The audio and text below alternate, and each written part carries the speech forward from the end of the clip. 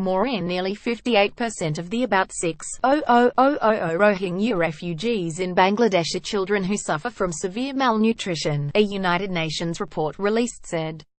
The United Nations Children's Fund UNICEF report also said that these children were highly exposed to infectious diseases. FA News reported, "In a sense it's no surprise that they must really see this place as a hell on earth," said Simon Ingram, UNICEF official and author of the report, titled "Outcast and Desperate Rohingya Refugee Children Face a Perilous Future," was released at a press conference in Geneva, Switzerland. Indescribable suffering after 2 weeks in Cox's Bazar, a southern Bangladesh town where nearly 6,000 newly arrived refugees are crammed into a crowd of 2,000 Rohingyas who had fled earlier. Ingram described the situation fraught with despair, misery and indescribable suffering. The report highlights the dangers these Rohingya minors faced during the attacks when they were in Myanmar or when they were fleeing the repression to Bangladesh.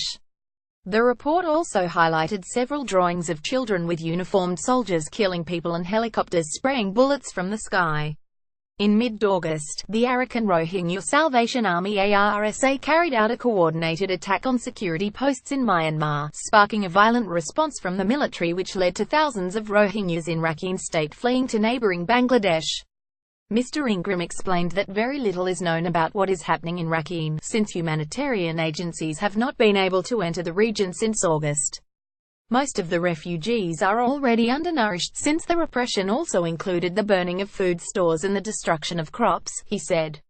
Acute malnutrition. According to UNICEF estimates, 1 in every 5 children under the age of 5 is suffering from acute malnutrition and about 14,500 suffer severe acute malnutrition.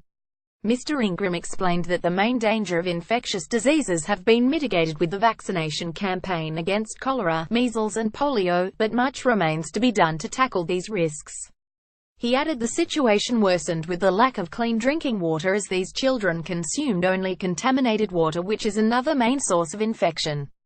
Many unaccompanied children. With regard to child protection, the expert welcomed the fact that the number of unaccompanied children had decreased to 800, with the identification tasks carried out by the various humanitarian agencies on the ground. Regarding sexual abuse or forced or early marriages, Mr. Ingram explained that for now they have only punctual evidence, but that it is a real risk in any situation such as in Cox's Bazar. What does occur relatively frequently, he said, is child labor.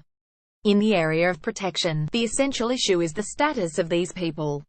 Not only do they have to be recognized as refugees, but also that newborns in the countryside or along the way, he said, should be able to obtain some kind of birth certificate. UNICEF and the UN High Commissioner for Refugees are negotiating with the Bangladeshi authorities the possibility of issuing birth certificates for newborn Rohingyas, but the talks are still in process.